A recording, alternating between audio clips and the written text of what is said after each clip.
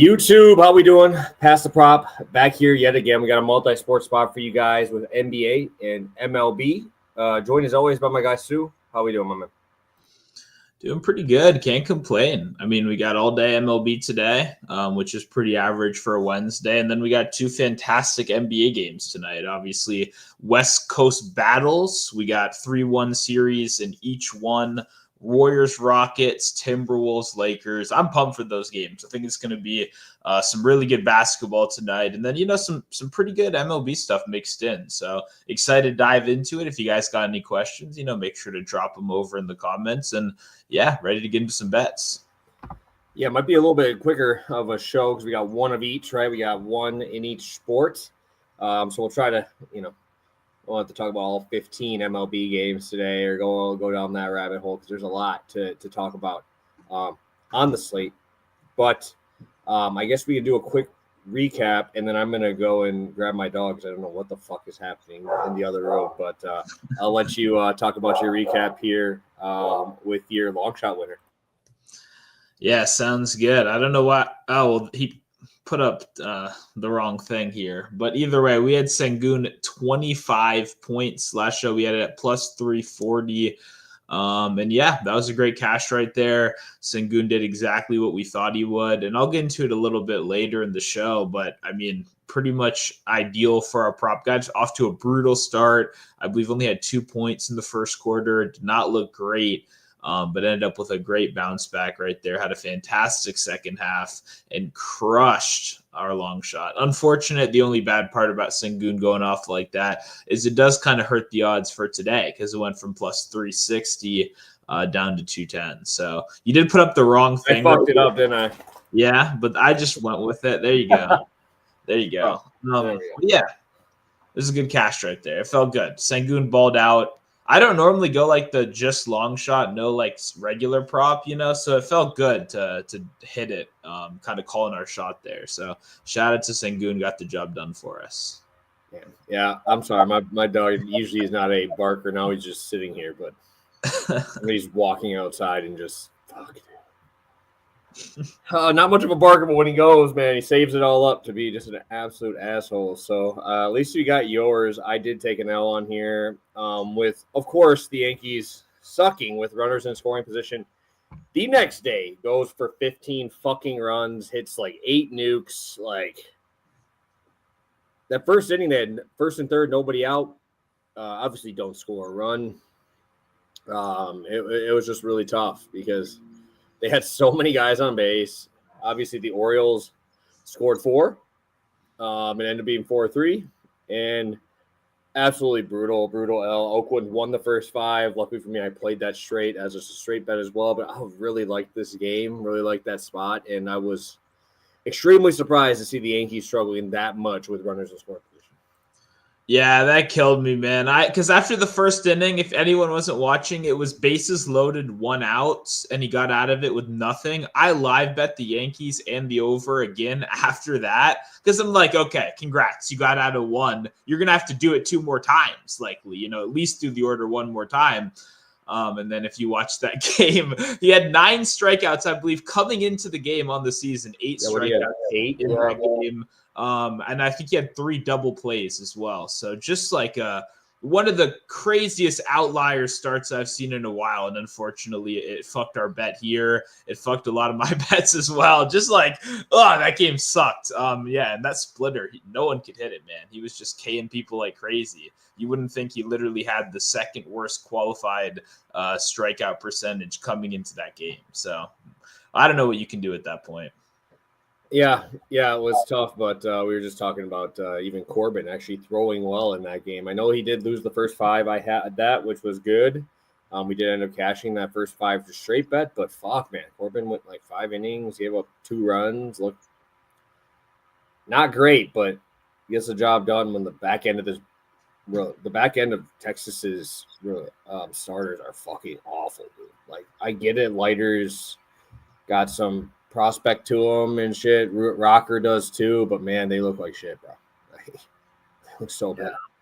I'm such a sucker to bet on those guys too. I don't do it as much anymore, but like when you see the young prospect that's kind of sucked, But they have like the talent. I'm always so tempted to bet on those guys, but it's just been brutal, like you said, for him this season, really depending on the top end guys to kind of carry the load. And that's honestly why I faded Corbin a little bit in that game, is because the bullpen was tired as hell. So I'm like, okay, Corbin maybe for 5 innings would have been nice, but Corbin then going into the 6th, maybe a third time around the order, that's when I thought he could really get punished. But he somehow made it out of there. I mean, this got to be an indictment on the Washington coaching staff, right? I mean, the fact that the guy was literally the worst starter in the year for 3 years and then can at least look like somewhat moderate immediately, like, man, it hurts. It hurts because I had to watch so many brutal Patrick Corbin starts,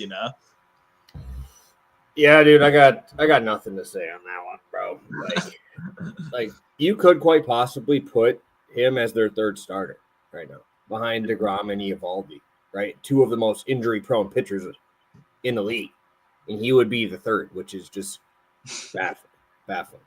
So luckily for us, we hit that long shot. We get you up to 19.4. We took 2. I forgot about this one too. And yeah, I think we didn't have any, did he? No, for 3 with a rare walk too. I think we talked about the lack of walking, but I think he did walk in that one, or maybe hit by a pitch, one of those 2. The only saving grace is I did get a little bit. I added Nootbaar on Twitter as well, and he did go over in the first half.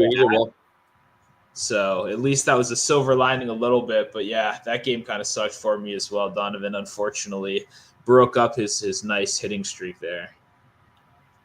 Yeah, so it moves our NBA/college basketball there to the 19.4. So we're closing in on obviously getting to a pretty nice 20 round number there. So hopefully we can get that to continue. I will be putting in our numbers right now. We have a 14-11, 7.41. I feel pretty good about where we're at there. Obviously, I haven't had a long shot in a while, so hopefully I'll find one that I do like here soon. But let's talk some NBA, Stu. I know I kind of fucked everything up already, so that's great. My dog's named Churro. If you guys want to yell at him, he's right here. He's being a little whiny ass now. So, but let's talk. Let's talk these 2 games. We got a 204 and a 209 total. What more could we ask for, my man? We got a 4-point spread and a 5.5. Do we think that the Warriors finish off the Rockets? Do we think the Timberwolves finish them off? I mean, I have kind of a hard time seeing the Timberwolves going into LA and winning this one with all the scrutiny on everybody here, but that's just me. I'm not a guy in as deep as you are, so I will kind of kick this over to you, and then if you want to, even talk a little bit more about your bet. If not, we'll kind of recap it to it. No, we'll talk a little bit more because I kind of just avoided it when you put it up on the screen. Then we'll retouch on that. But I will start with Timberwolves Lakers. You brought that one up. For me, I agree with you. I do think the Lakers probably win this game. But at 6.5, I think there's only one clear right side, and I think it's the Timberwolves. I mean, they've been the better team this series. I think they're arguably the better team. I think it goes down to the wire. Once again, I don't hate the Lakers winning this game, but to actually lay points like that there's nothing to me indicating that this game wouldn't go down to the wire. Like, I like the Timberwolves.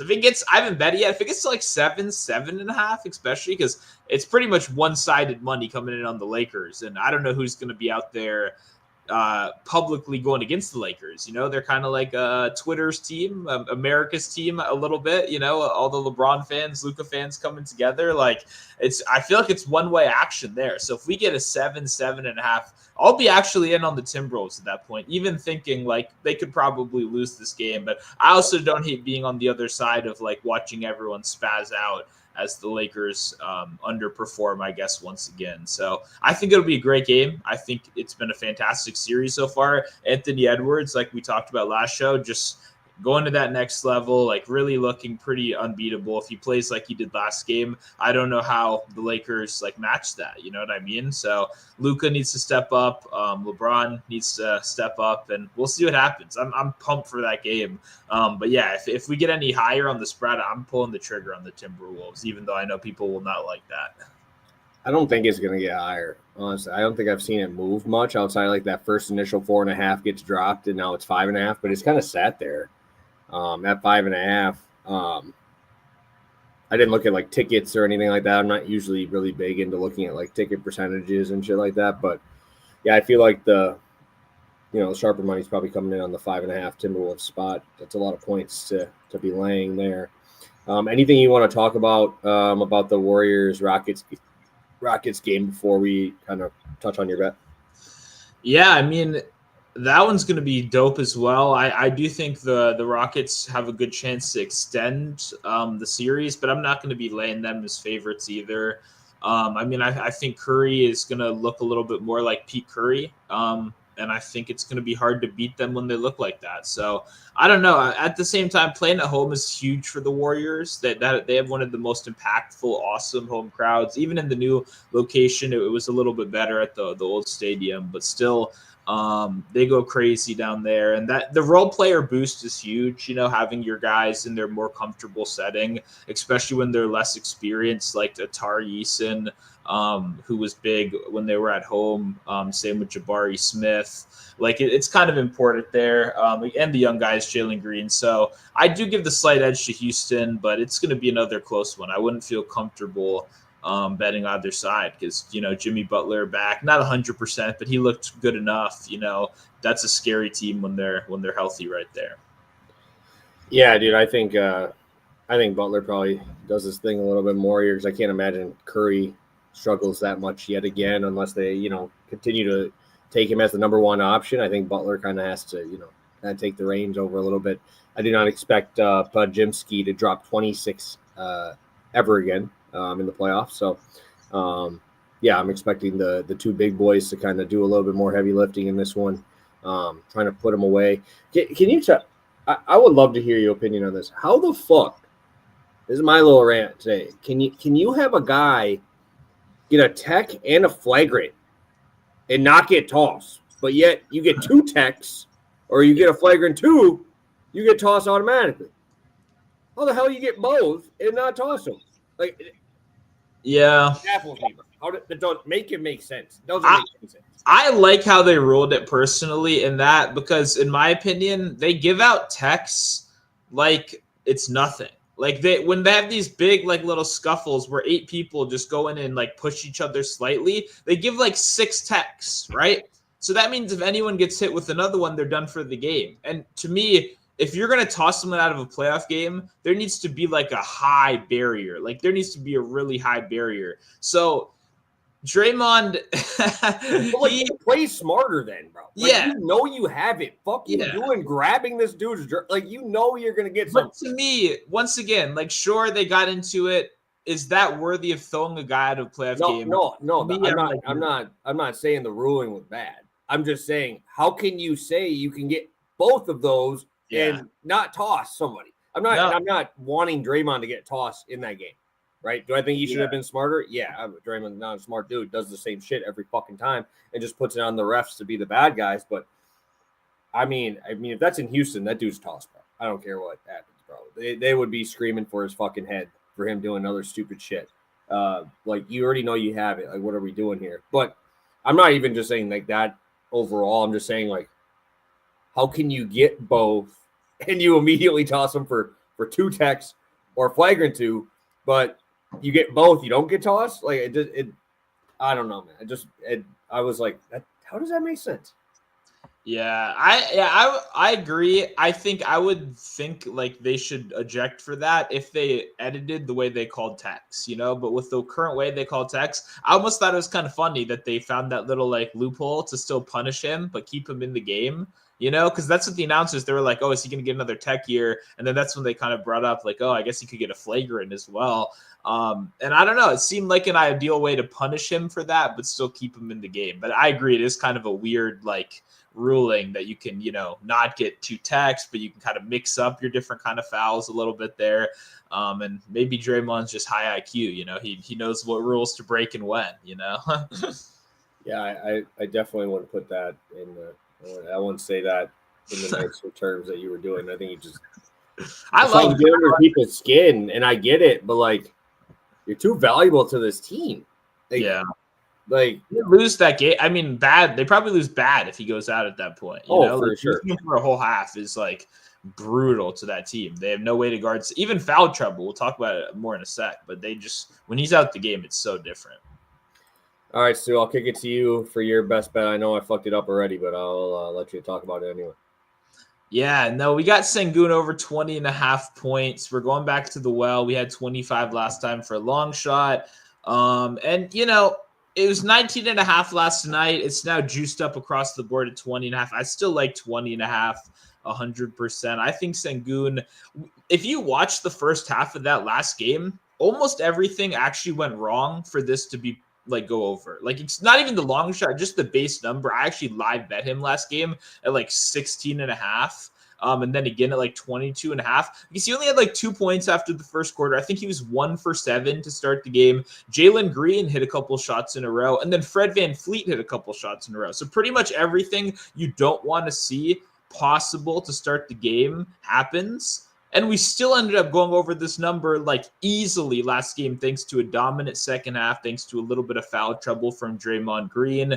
One thing I do think they realized is they got to attack Draymond. We talked about it last time. It's not a good matchup because Draymond is so good. But when you're going to get one-on-one all night in that opportunity, and now you saw how fucking bad they are when Draymond's in foul trouble. Every time Draymond was on the bench, I mean, it was open season. Who's going to guard Sengun? Quinton Post? Kevon Looney? I mean, feed those matchups. Absolutely feed them. So, were you going to say something there?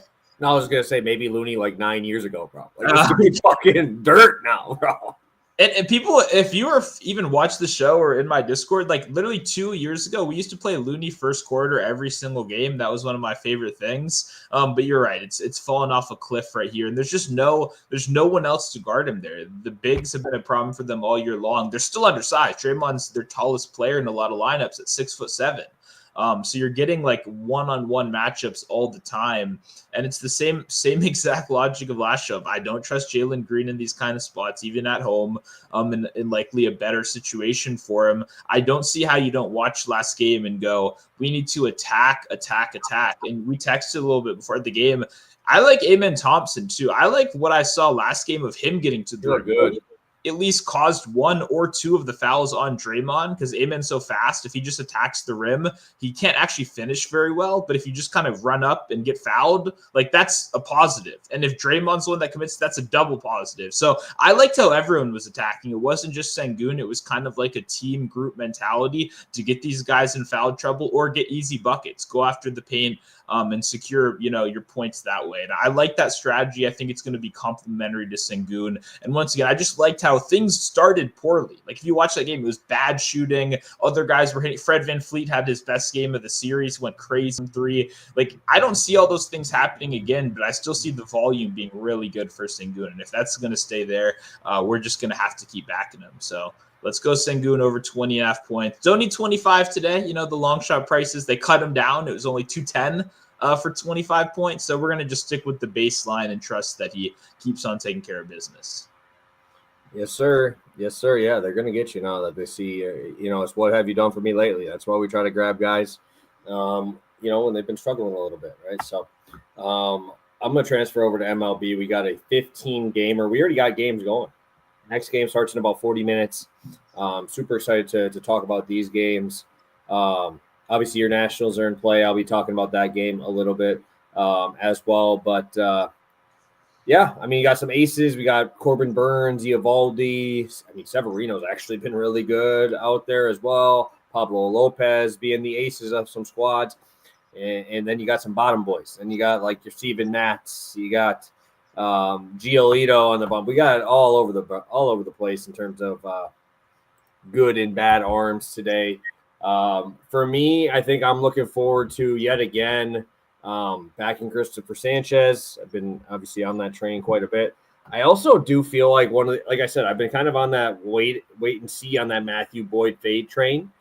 He gets the Pirates today in PNC. I could definitely see one of those types of games today where he's been, facing these big teams and done well. I think this might be a letdown spot there.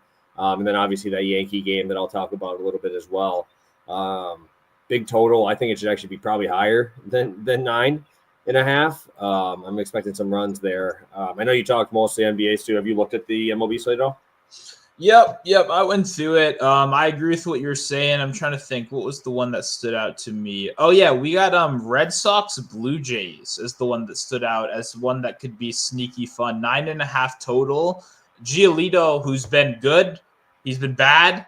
He's been very bad. He's been very good. Like it's been such a mixed bag. I got to see the start of it in Washington, obviously. So I'm always curious how that's going to go. But once again, that could go very bad. And then on the other side, the Blue Jays are going to have a bullpen game. They're likely going to have to call up Eric Lauer from the minor leagues because they pitched Anderson yesterday, or some guy, I forget who it was. They pitched someone who was supposed to start today. So now they have to cut that guy, call someone up.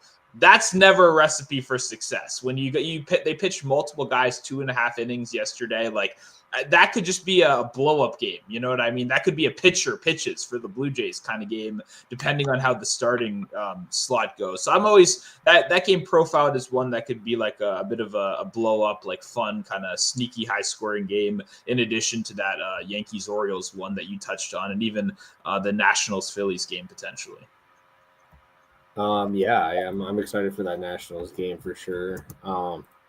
It's kind of weird, and I'm going to talk about it here right now, but this is what I'm playing. I haven't played a bet like this prior. I'm going to actually pull up my screen so you guys can see exactly what I'm betting, just because this is new for me, and I'm assuming new for you. Okay, we got minus 112 right now, so I'm going to switch that since it just moved. The Philly line actually moved. I thought it would go the other way with the over, so I'm actually on both teams to score half or both teams to score 1 run in that first 5, right? And I'll kind of break that down there. And then the Phillies first 5 plus half a run, buying that half there. Let's talk this Orioles team. It's a righty on the bump, man. I mean, what else do you want to talk about? I mean, if a righty's pitching, I'm taking the Orioles to score runs. If a lefty's pitching, the Orioles are 11 points lower than the second worst team in WRC plus against lefties. 48. That's pushing Rockies out of Coors. And that is this team overall, right? And we just haven't seen it, right? You got no Santander. You got no Westberg now for 10 days. You take out Gary Sanchez, who is dog shit, but is still a opportunity to hit a home run. They just have nothing here. And now you get to face a righty, so they are 5th, 119 WRC plus against righties. Yankees are 135, number 1 in the league against righties. If you want to, Cade Povich, obviously a lefty, and that actually makes it better. 150 WRC plus against left-handed pitching so far this year. I think Povich gets absolutely nuked here. I think that he is going to get absolutely blown to smithereens. 15 runs yesterday with how many bombs? And I get it, it's Kyle Gibson, but nothing here scares me off of going to Povich, bro. Like fading Povich. Like this dude hasn't been missing bats. I know he's a high-regarded pitching prospect here, but we just saw this Yankees team when they start rolling. They're a tough team to deal with. There's not that many strikeouts in this lineup. I know Sagano made it look like there was, but there is not that many, right? I mean, that was why that was so crazy. The Yankees against lefties, yes, they're striking out 24.5%, 24 against righties. So I think this is a spot where I'm going on some runs. I really like this spot because I don't think Carrasco shuts these dudes out. I don't think Povich shuts these dudes out. Instead of having to play, them to have like a team. I like the team total for the Yankees at 2.5. It's plus money, but I really like the Phillies as well today against Jake Irvin. I know I'm going against your team yet again, but man, dude, I just like this team always at home, and then they get the Nationals. I feel like the Nationals compete a lot better with the Phillies when they are at home, but now you're traveling to Philly. You have one of the biggest home road splits of any pitcher, and that is Christopher Sanchez. It was talked about all year last year how good he was at home. He's back there. I know he had a little bit of injury scare, but made all of his rotation spots, did all of his stuff throughout his week. His pen, all of his other work was fine. My issue is, again, this is what we just talked about. What have you done for me lately, right? Irvin has a 3.19 ERA, looks pretty good. Everything there. Expected ERA is horrendous at almost 5. So I'm expecting some big boy regression coming here. Also, just not missing bats, dude. Like, I get it. You look on the surface, it's a 21% K rate. Like, that's league average. But his chase rate bottom 30, like what is he? 32nd percentile, 25% chase rate. His whiff rate, 22%, 27th percentile. None of these things are getting swings and misses, and you're going up against probably one of the hottest hitters in Kyle Schwarber. You're going up against all these lefties, right? I like Irvin with that slider a lot more against those righties. Or I don't know if they call it a curveball or a slider. It's just that big overhanded, like sweeper looking thing. I don't know what they call it. I think it might be a curveball. I think they might call it. It's a curveball. And that's been, kind of his bread and butter here. But all of the expected numbers are expecting a big boy regression coming for Jake Irvin. And we just saw Trey Turner have a 4-hit game. We have obviously Harper in the middle of this lineup too. And you just go down this list. And against righties, man, they have been very, very good in terms of not striking out. They have a 19% K rate. They have an 11% team walk rate. Oh, man. Sign me up, man. I really like this spot. And then you go over to Sanchez just to talk a little bit about him. We just talked about expected numbers for Irvin and how the regression is coming. Sanchez actually has an ERA of 3.4 with an expected 2.99, 30% K rate. This dude is just pretty much everything that I want in a guy here. In terms of not walking guys, his barrel rate is elite at only 4%, 32% whiff, 35% chase. He's getting these guys to make the soft contact when he's getting them to swing out of the zone, right? So that he's making you hit his pitch. So to get them at half a run where I can get a tie and still win it, I really like this spot for both. And sign me up for some runs, and that'll really do. Yeah, last year, Christopher Sanchez at home had a 9-inning complete game outing under 100 pitches against Washington and followed it up with 7 innings of scoreless baseball. So, I mean, to me, I always talk about it. Contact, guys that do soft contact against Washington is brutal. Now you add Washington, who's stacked with lefties, right? So they're weaker naturally against lefties here. Like Sanchez is like one of their nightmare pitchers. So I did take a little over 17.5 outs. That would have been a show play if there wasn't injury concerns, but there are injury. Like we don't know what the leash is going to look like, how deep he's going to get. So I didn't want to like officially give that out, but I think this is a great way to attack it. I tried to get early on the expected numbers with Irvin last start and fade him there. It did not work out with, I believe, the Mets, who still struggled against him. But I'm with you. The advanced metrics and even the eye test showed that Irvin's good, but he's a 4 ERA guy, not a 3 ERA guy. And I think we're going to get a little closer to that as we go. So I like the Phillies. Also, Irvin lives in the zone, and the Phillies zone contact is really good. Like when you go in depth a little bit more, and that worries me a lot. I think there's probably, if there's an over like 1.5 or maybe even 0.5 home run number, I would be interested in that very heavily. I think guys like Schwarber, Harper, are super live to go deep. And then, I've never really messed around with that Yankees Orioles, both teams to score, but I'm fully with you. Like I actually thought when you first mentioned it, I actually thought both teams need to score 2 runs is what you were getting at, which I think is more reasonable given the game conditions today. So I love fading Carrasco. I love Povich, not off to a good start, like lefty against the brutal lineup. Definitely like this combo right here. It's a good one. I'm gonna be tailing you. Yeah, last thing, I promise we'll get done with this bet, but I used to love taking the Nationals to make put the ball in play against lefties. That shit's flipped so much, dude. Shit's flipped so much. They have a 19% K rate versus righties with a 106 WRC plus.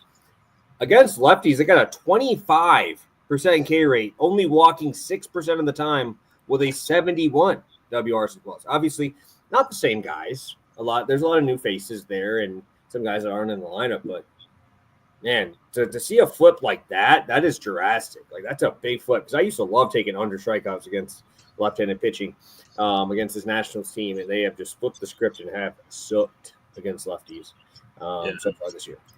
I mean, just think about it like Abrams, Wood, Lowe, like a lot of the guys, Luis Garcia, even Kabert from the left side has been better than the right. Like Washington just doesn't have much. It's like Josh Bell from the right side. It's like, oh boy, I love Josh Bell. He seems like such a nice guy, but he's been awful this year. So, definitely like Sanchez probably dices up Washington tonight. Yes, sir. Yes, sir. And let's get a recap in, and we'll do your long shot here, Stu.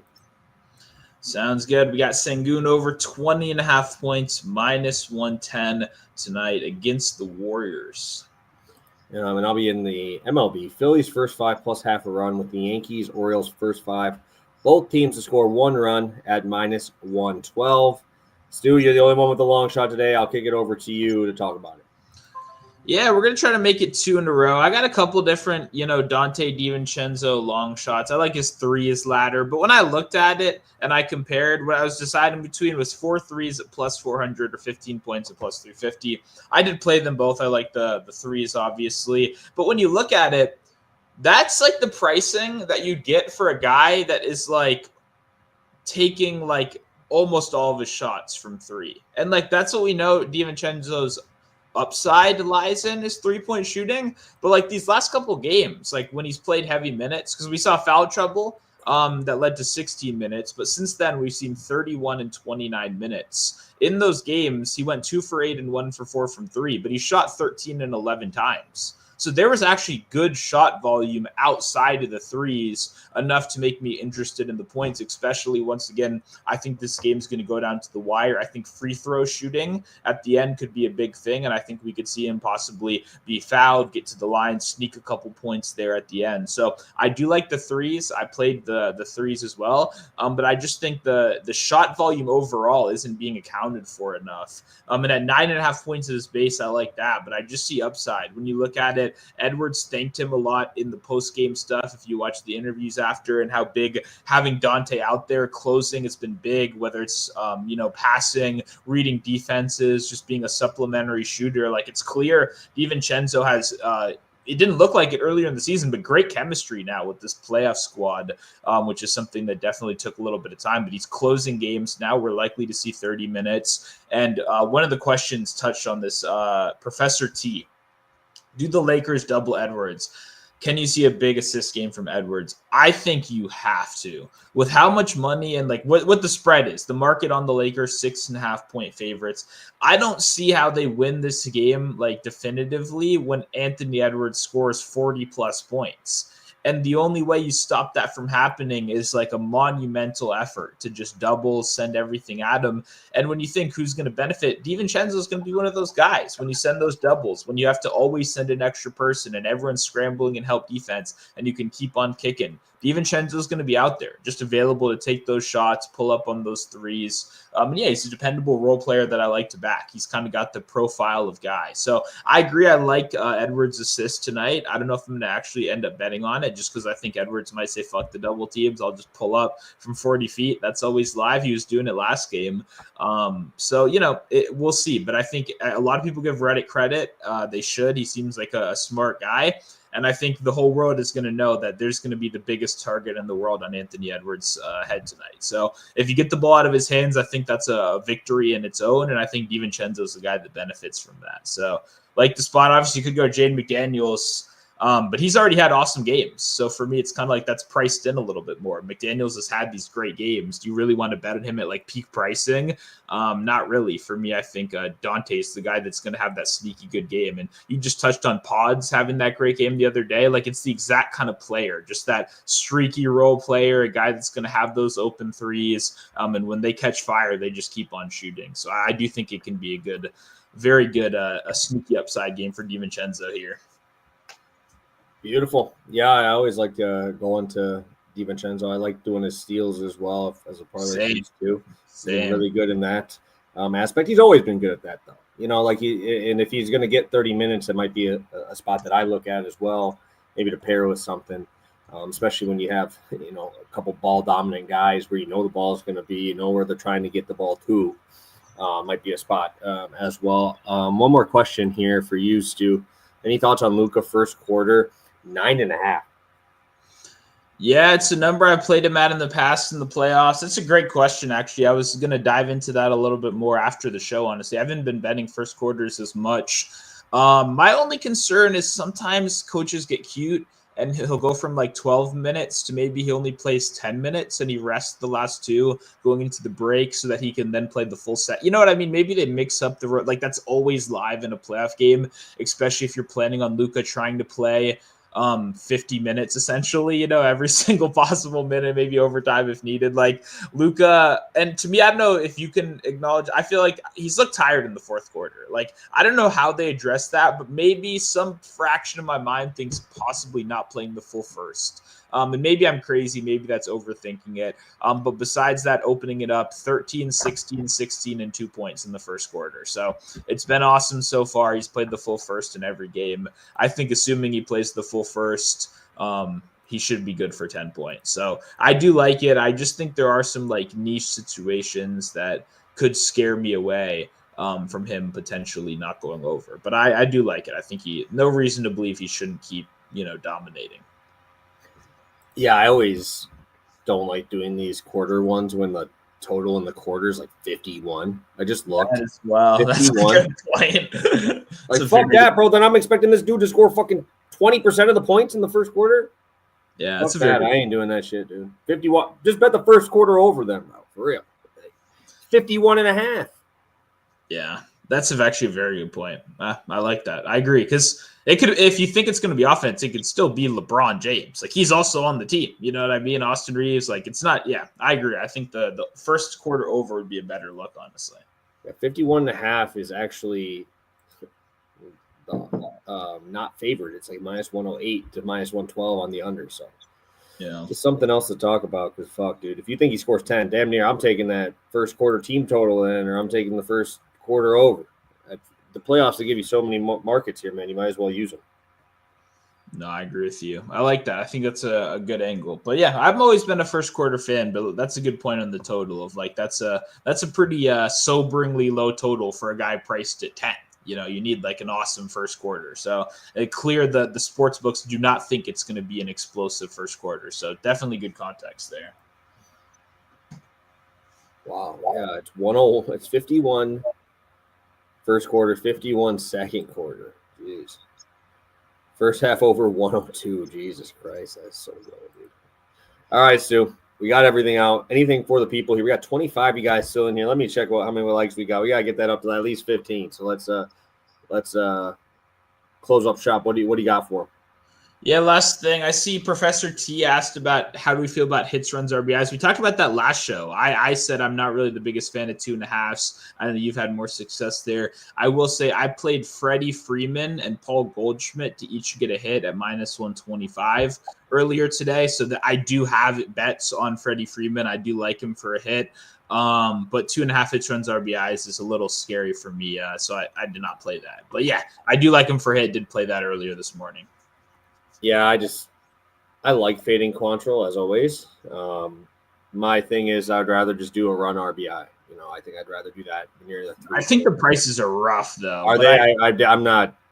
I didn't mess around with that game just because a huge game last night. I'm having to pay pretty hefty prices on a lot of the stuff. I don't mind 2.5s. I really don't. But to me, only getting plus 105 on Freeman, who is good. Like, I love him, but if I'm betting a 2.5, it's usually like Gunnar Henderson against the righty, like a guy who has really high upside in terms of home run stuff. So I think that is a spot that I would probably go to. I'd be interested to look at what his RBI prop is because he's been so good.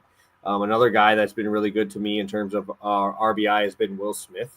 I don't know if he's going to catch day after a night game. But just another person that I've liked looking at for the RBI market. He's been so good and not striking out in big situations. I think I had him last night in DFS, and he was bases loaded, and they said that he was batting like 600 this early in the year in terms of runners in scoring position with no strikeouts. So just another guy that I look at for ribbies there. But if you're expecting that many runs, I usually just go to team totals. That's where I usually like to go if I don't have like a real big edge. And I feel like everybody on this team is a 2.5, so it kind of scares me a little bit. Yeah, no, I agree. And I see Tyrone said he's liked it with Santander under. Don't mind that. Santander under what? I don't know, but fuck, I ain't taking no unders. Well, I mean, I probably wouldn't either, but I respect it. He's probably trying to take advantage of him being on the downswing, I guess. But yeah, that's not a place I'd like to go against Giolito. Fuck. Yeah, who knows? I'm on the wait till Giolito does like 4 good starts before he starts becoming a real major league pitcher again. And I love fading that Red Sox fucking bullpen. God damn, they're shit. So that scares me a little bit. Oh, that better be 2.5. That better be 2.5. I'm checking now. You got me intrigued before I get out of here. It probably isn't. What has he done to get to 2.5? Right? Maybe it is. But all I'm saying is his RBI at plus 145. That's pretty nice. I like that. Where are you? Hit runs RBIs. There we are. Oh man, hit runs RBIs under 1.5 is minus 125. Holy frick! Why would you don't need a parlay at minus 125 though? Because that scares the shit out of me. Prize picks or something. Then maybe they give you something. I don't play any of those anymore, so I have no idea what they give out. But I am not in any way, shape, or form trusting Lucas Giolito to do anything positive today. Yeah, no, that's fair. The only thing I have in that game, I played Trevor Story to have an RBI at plus 250, and I know you mentioned RBIs, but going up against likely a lefty, he's one of the only guys with good lefty splits, and you got a bunch of guys in front of you, Bregman, obviously, Devers, tons of RBI opportunities. So if you want a 250, and I played a couple bucks on that one as well. Sounds good. Well, appreciate you guys hitting that like button. We're at 13. So a couple more. We're getting there. We went from 9 to 13 quick, though. So we appreciate you guys. Still 28 of you guys in here joining us on your Wednesday afternoon. Make sure you guys go lock in those MLB. We got plays going pretty quick here with the Dodgers, I think, starting in an hour or so. We have the Tigers game starting soon. So make sure you guys are locking those in. So best of luck tonight, guys. Obviously, you can go NBA. You got some NHL playoffs going right now. You got MLB all day. So, I mean, you got your pickings. So thank you guys so much for tuning in. We will catch you guys on Friday, normal time, and hopefully get you guys a couple winners tonight. So best of luck, everybody, and see you Friday.